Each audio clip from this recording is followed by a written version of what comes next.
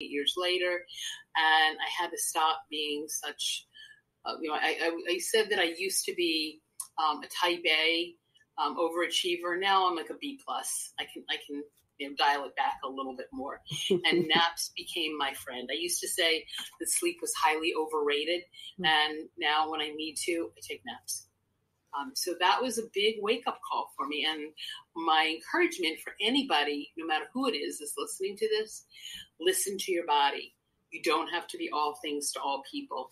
You get to take naps. You get to say no. So that was a big lesson for me. Wow. So that is so amazing. The fact that, you didn't go to the hospital right away, and, oxygen deprivation would lead you to, unclear thinking, and, right.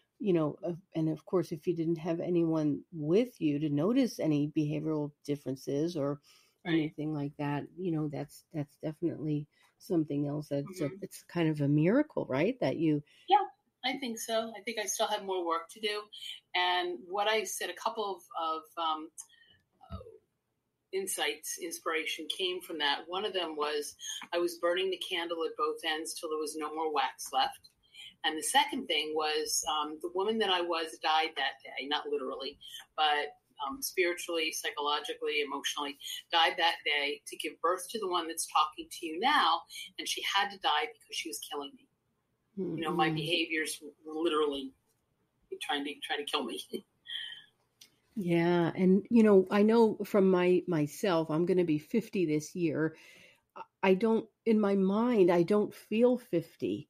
And yet my body is giving me these signals that, hey, you're not what you once were. And so, right. It's interesting to hear your story, and hopefully, you'll be an inspiration to others who are listening.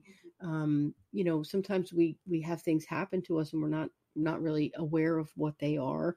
And a wake up call, like when you were talking about the picture that you saw, the doctor brought in the image, it was like a tree branch. And,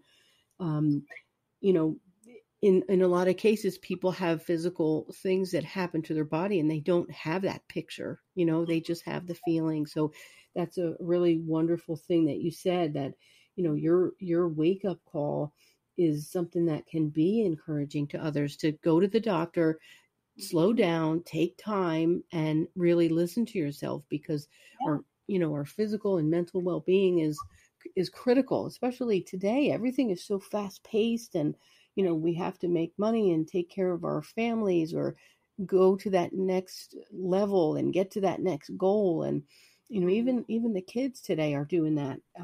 They're so, scheduled every waking hour of the day. So it's wonderful to, have you take this time and share your experience with others.